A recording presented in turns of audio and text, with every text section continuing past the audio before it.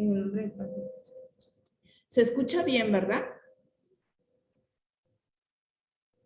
¿O lejos? Sí, a ti se te escucha bien, Nela. Mónica, cuando habla, a veces sí no se escucha mucho, Ah, ok. pero a ti sí se te escucha bien. Ok, muy bien. Bueno, hoy día, cuando Mónica hable, le vamos a decir que se ponga más adelante y que hable más fuerte. Okay. Vamos a empezar, pues, con esto que decíamos, ¿no? ¿Quién es Pablo? Antes de poner la diapositiva, ¿qué saben de Pablo? Ustedes pueden decirlo. Le predico a los gentiles. Muy bien. ¿Qué más? Que al principio perseguía y literal lo bajaron del caballo para convertirlo en que siempre ya no. Siempre ya no. Gracias, Oliver. ¿Qué más? Muy bien. Bueno, pues es verdad, ¿no? O sea, Pablo se llamaba Saulo antes de conocer a Jesús y su nombre es en hebreo. Entonces dice que nació en una familia acomodada, una familia pues muy culta, ¿no? Con mucho estatus económico, una familia de renombre, de la alta alcurnia, diríamos ahora. Luego, era muy dotado, era muy intelectual, estudió, fue alumno de Gamaliel, uno de los mejores doctores de la ley, ¿no? Entonces, a nivel intelectual estaba súper formado, ¿no? Teológicamente, filosóficamente, jurídicamente, lingüísticamente, porque hablaba el griego, el latín, el hebreo y el arameo. Era una lumbrera, mejor dicho, Pablo, ¿no? Y bueno, eso como cultura general, pero a mí me ayudaba mucho también acercarme a Pablo desde la palabra, ¿sí? Y en la palabra, pues vamos viendo ahí, yo ponía aquí una actitud que me llamaba la atención, ¿no? Y es que era un hombre convencido de lo que hacía, ¿no? Vamos a ver, aquí dice, Saulo no desistía de su rabia, dice la palabra, ¿no? Y proyectando violencias y muertes contra los discípulos del Señor, ¿sí? Entonces, Pablo era una persona que estaba convencida de lo que estaba haciendo, ¿sí? Y era defender, pues en ese momento, su religión, ¿sí? ¿Y quién era la amenaza de esa religión? Pues la amenaza de esa religión eran los cristianos, los nuevos cristianos, los que seguían a Jesús. Y entonces él seguía, los perseguía, algunos los encarcelaba y algunos los mataba, ¿no? O sea, Pablo, así en plata pura, pues también mató, entonces fue un asesino. ¿Cómo se llama la persona que mata? Asesino, ¿verdad? Y Pablo también vivió así, de lo convencido que tenía, ¿no? Y a mí esto me llama mucho la atención, porque entonces encuentro que Jesús llama a todos y lo único que busca es un encuentro que le haga convertirse a Él, volverse a Él, ¿no? Y desde ahí pues podemos salvar esto tan grande que Jaime siempre nos ha dicho, no hay persona mala sino ignorante de Dios. Pablo tenía una imagen de Dios, un fetiche de Dios. Y por eso, con toda su fuerza, era capaz pues de perseguir. Esa convicción profunda de Pablo le llevaba a defender esas creencias, a sostener ese discurso y se veía plasmado en la acción de la persecución. Entonces, aquí me surgía una pregunta. ¿Cómo está mi convicción en la llamada que Dios me hace? ¿Cómo están mis argumentos? ¿Cómo está mi creencia? ¿Cómo están mis razones? ¿Cómo está aquello donde yo estoy de alguna manera construyendo mi seguimiento? ¿Sí? Y me gustaba mucho porque encontraba ahí, ¿verdad? O sea, Pablo estaba convencido de lo que estaba haciendo hasta que se encontró con Jesús, o más bien hasta que Jesús le encontró. Hasta que Jesús le encontró. Bíblicamente no dice que se cayó de un caballo, ¿verdad? Pero bueno, eso no importa mucho. Lo que importa es que Jesús sale al encuentro de Pablo. Eso es lo que importa. Como Jesús esta noche también sale al encuentro de cada uno de nosotros, de Oliver, de Lilian, de Cristi, de Brian, de Ivonne, de Mónica, a mi encuentro. Hoy nuevamente, como a Pablo, Jesús nos sale al encuentro y dice la palabra de Dios, ¿no? Voy a mover un poquito para poder. Dice, bueno, aquí iba diciendo un poquito lo de Pablo, ¿no? Quién era, qué fue, pidió permiso. Pero en el versículo 4 o 3 dice, mientras iba de camino, ya cerca de Damasco, le envolvió de repente una luz que venía del cielo. Cayó al suelo y oyó una voz que le decía, Saulo, Saulo, ¿por qué me persigues? Y aquí empieza, digamos, de alguna forma, esa conversión de San Pablo. Es Jesús mismo que se le acerca y que le envuelve en esa luz que viene del cielo, ¿no?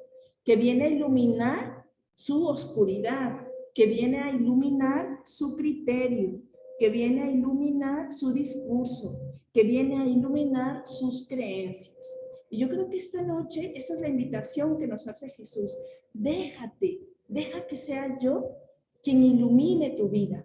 Deja que sea yo quien mire y te diga cómo estás viviendo, qué necesitas. A mí me llama la atención en el versículo 4 que dice cayó al suelo.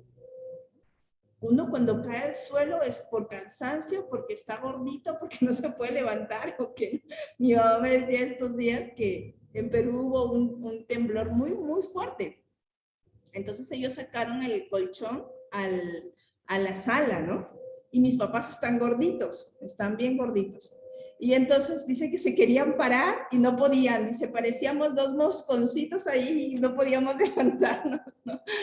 Pero bueno, y a veces eso puede pasar en nuestra vida, ¿no? Que estamos tan gorditos de lo que pensamos, de lo que creemos, de los criterios que tenemos, que nos falta agilidad para pararnos.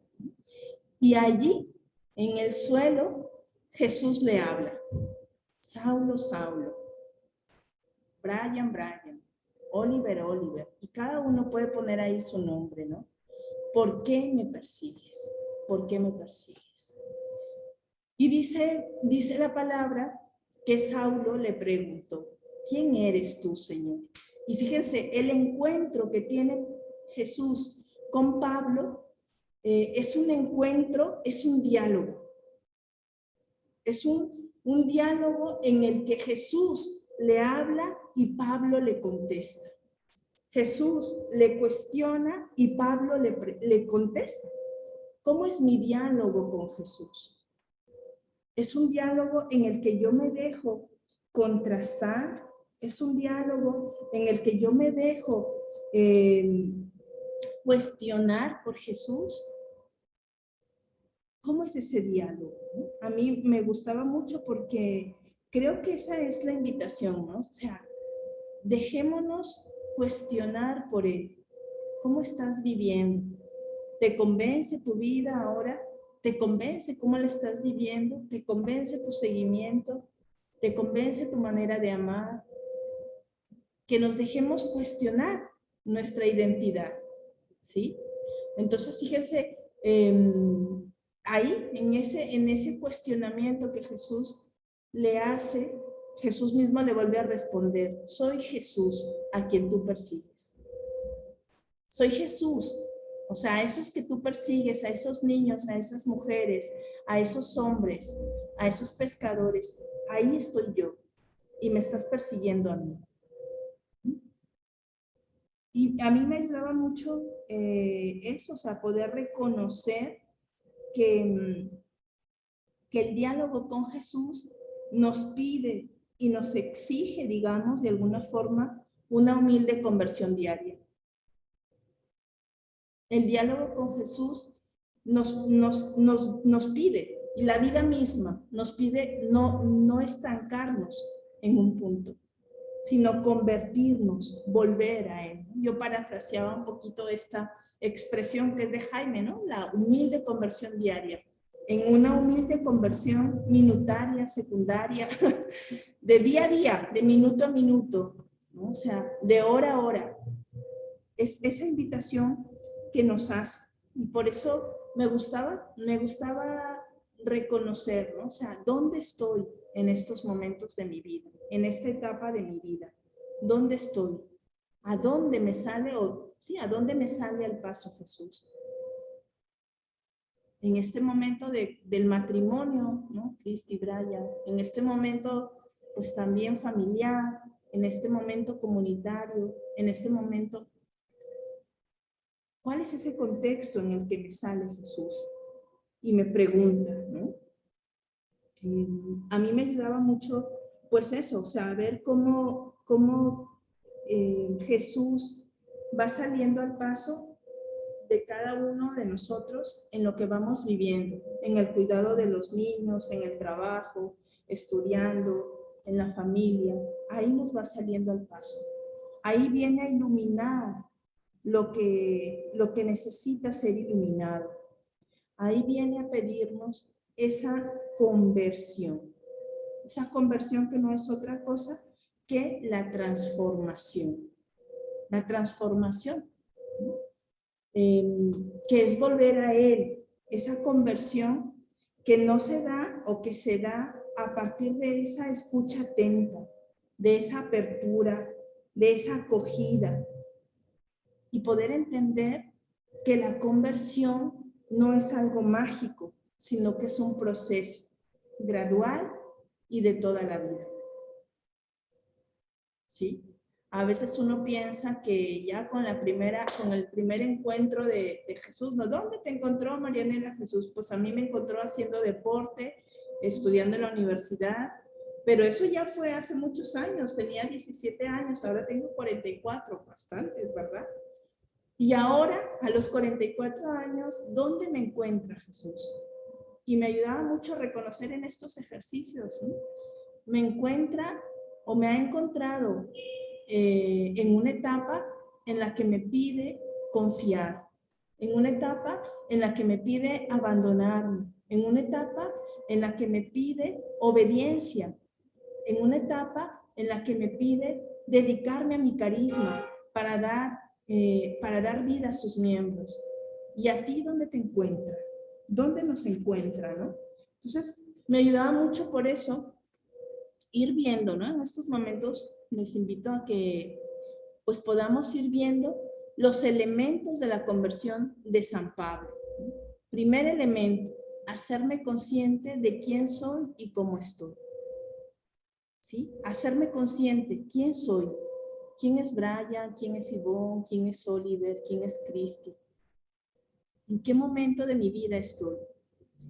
Ahí vamos viendo. San Pablo, pues, una persona intelectual, tal, ¿no? Que perseguía, convencida. Segundo elemento de la conversión de San Pablo, el encuentro con Jesús. La conversión no se da, como les decía, de manera mágica. La conversión se da en ese encuentro de tú a tú, en ese encuentro en donde puedo reconocer que Jesús se acerca a mí y me ama y me acepta y me acoge como soy. Ahí se da la conversión. Ni siquiera es un propósito, ni siquiera es algo que tengo que luchar con mis fuerzas, ni siquiera es algo que, no sé, que lo tengo planeado, me voy a convertir este mes, ¿no?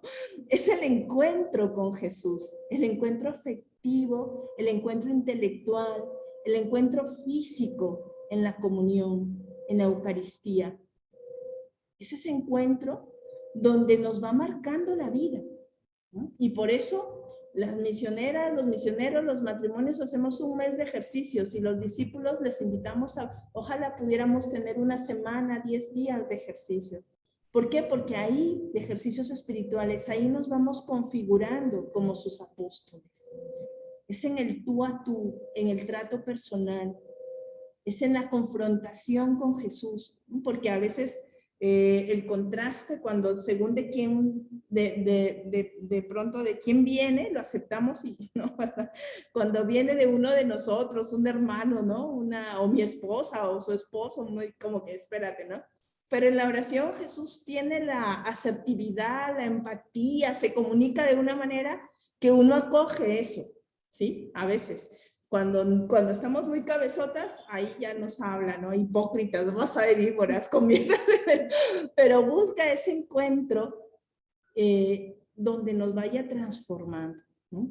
Otro elemento importantísimo es la ayuda de la comunidad. Y aquí me voy a volver a la palabra de Dios.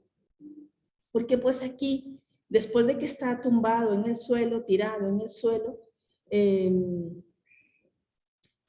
dice que Pablo quedó ciego, ¿verdad? Quedó ciego y los que iban con él lo tomaron de la mano y lo llevaron a Damasco. La primera comunidad de Pablo, pues aquellas personas que iban acompañándole, que no lo dejaron tirado, sino que lo ven ciego y lo toman de la mano, ¿no? Imagínense ustedes para un hombre atlético, intelectual, que ha perseguido a mucha gente, de pronto experimentar la fragilidad, la vulnerabilidad, el no poder pararse, el no poder ir a un lado. Yo no sé si a ustedes les ha pasado en algún momento eso, ¿no? Pero se siente, como dicen los mexicanos, bien gacho, ¿no? Yo me acuerdo cuando tuve una parálisis facial, ¿no? Por estrés, y me tenían que hacer todo. O sea, desde bañarme, dar de comer, llegar a masajearme, todo. Y a mí me acuerdo tanto de esa experiencia porque las misioneras iban a mi casa todos los días llevándome a Jesús, Eucaristía, ¿no? Y experimentar mi fragilidad y experimentar mi vulnerabilidad, pero a la vez experimentar la ayuda de la comunidad, para mí fue una experiencia muy grande. Y desde ahí es como aprender a pedir ayuda, a no querer solucionar sola las cosas. Pide ayuda. A veces somos tan autosuficientes que queremos hacer las cosas nosotros solitos, ¿no? Entonces, ahí Dios también nos está haciendo una llamada. Conviértete a ser humilde y pide ayuda donde necesites, ¿no? O aún cuando no necesites, ejercítate en la humildad y pide la ayuda, que es más difícil todavía, ¿no? Porque uno dice, no, pues esto yo lo puedo hacer. Pero ahí también con la intencionalidad, ¿no? Y luego dice la palabra de Dios que allí permaneció 3 días sin comer ni beber y estaba ciego. Y aparece la figura de Ananías, que Dios le llamó a Ananías y le dijo que tenía que ir a la casa de Pablo, donde estaba Saulo, y que le tenía que curar. Fíjense, otra vez ahí, la ayuda de la comunidad. Una conversión, necesitamos que la comunidad, contar con la comunidad. ¿Y cómo puedo contar con la comunidad? Pues con cosas muy concretas, el acompañamiento espiritual, el contagio de fe que lo vamos teniendo mensual, la revisión de vida, o sea, son cosas que necesitamos ir a medios que necesitamos ir asumiendo. ¿Para qué? Para poder responderle a Jesús, para poder dar una respuesta con argumento, para poder dar una respuesta desde la libertad, ¿sí? Es súper necesario que, pues, que podamos acoger esta ayuda comunitaria, ¿sí? Entonces ahí, al final, hay unas preguntitas que pues, les vamos a ir haciendo, ¿no? Y me llamaba también la atención porque es verdad que Ananías primero no quería ir, ¿verdad? Y a veces también puede pasar eso, que a lo mejor Dios nos invita a ir a alguna persona, háblale, llámale, ¿no? Pero es que va a pensar que estoy encima de él o de ella y tal, y uno no quiere, ¿verdad? Además, esta persona no es tan buena, mira cómo es de problemática o conflictiva, o mira no sé qué y tal. Como le pasó a Ananías, oye, pero es que este está persiguiendo a la gente, me va a matar a mí, ¿cómo me mandas a mí, no? Pero tan bonito, porque Jesús mira más allá. Jesús mira más allá de los crímenes, de las persecuciones de Saulo, mira al apóstol que hay detrás. Y yo sí le pedí a Jesús, Jesús, ayúdanos comunitariamente a mirar al apóstol que hay detrás.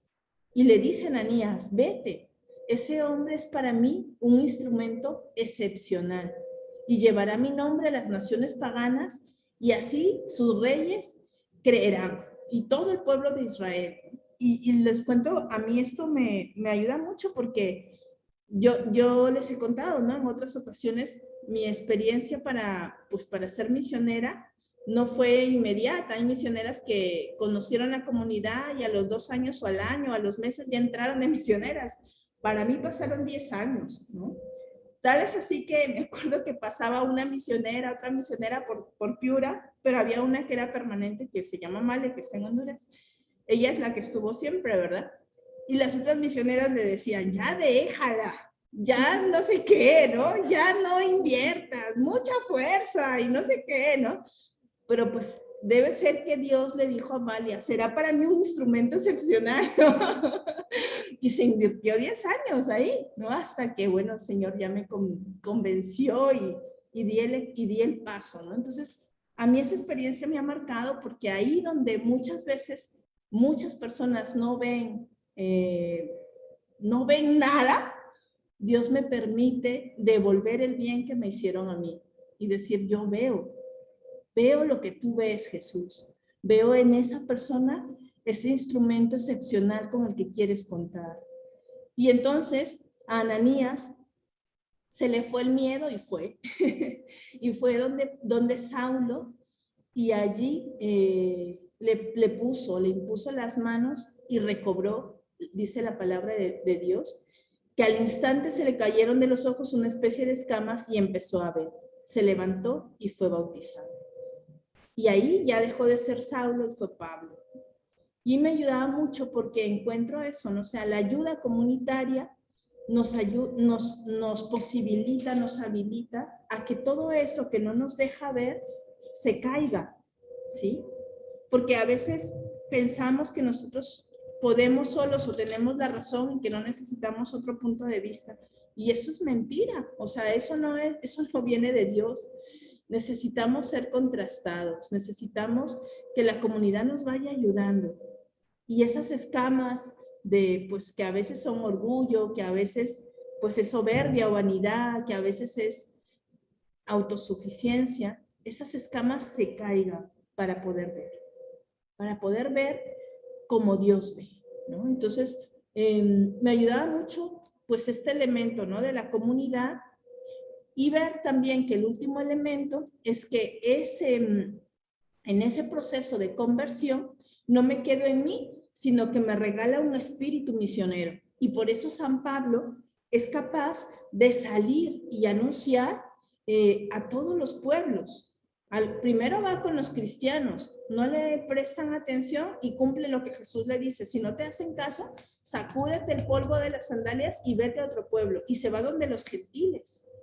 Y entonces Pablo es apóstol de los gentiles. Llegó donde no llegaron los apóstoles, los 12 elegidos. Llegó a Éfeso, a Corinto, a Roma. O sea, y yo entendía, ¿no? O sea, Jesús nos mira así. Tú vas a llegar donde yo no he llegado. Tú vas a llegar donde los apóstoles no han llegado, ¿no? Y a mí me llamaba muchísimo la atención esto porque me salía una pregunta un poco loca, ¿no? Pero se las voy a decir. Yo pensaba hoy en la oración, así dialogando con Jesús y con Pablo, ¿no? Si Pablo estuviera vivo y tuviera un celular, ¿cómo anunciaría? Seguro que estaría en TikTok, en Instagram, en Facebook, en Twitter y en todas las, ¿no? O sea, si sin redes sociales fue capaz de llegar a tantos pueblos y caminar y estar y ir de un lado al otro y ponerse en un barco y naufragar y volver otra vez a subirse al barco. Si él estuviera en nuestra actualidad, ¿cómo evangelizaría Pablo? ¿Qué haría Pablo, no? Entonces, encontraba eso, la conversión, la vuelta a Jesús, no nos deja en Jesús y no nos deja mirando el ombligo, sino nos impulsa En una parte de nuestros ejercicios nos decía, ¿no? La misión requiere visión, ¿no? La visión nos da la misión. Las dos cosas, ¿sí? Entonces, yo encontraba eso, poder mirar esta noche la figura de San Pablo, el proceso de conversión que también quiere que ocurra dentro de nosotros para poder vivir la misión con convencimiento, para poder dar razón de lo que vivimos, de lo que pensamos en este mundo que necesita esperanza, en este mundo donde hay cantidad de oscuridad, en este mundo donde la escama del egoísmo no permite ver al otro como un hermano. Entonces, que podamos esta noche orar, ¿no? Estas preguntas les invito a que las podamos pues profundizar, ¿no? ¿Qué versículo de la palabra de Dios ha capturado mi atención? La cita es Hechos 9 del 1 al 18. ¿Sí? Hechos 9 del 1 al 18. ¿Dónde estoy en esta etapa de mi vida? ¿Dónde estoy? ¿O qué etapa de vida estoy pasando? ¿Cómo está mi convicción en la llamada que Dios me hace? Y luego, la cuarta pregunta, identifico qué proceso necesito hacer para vivir la humilde conversión diaria. ¿Qué ayuda le pido a mi comunidad? Aquí se me pasó el ley, perdón, te lo corrijo para aquí. ¿Qué ayuda le pido a mi comunidad?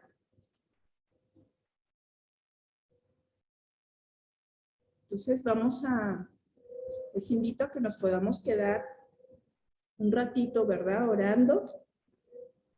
Son las 8:20. Vamos a quedarnos orando 20 minutitos y luego compartimos.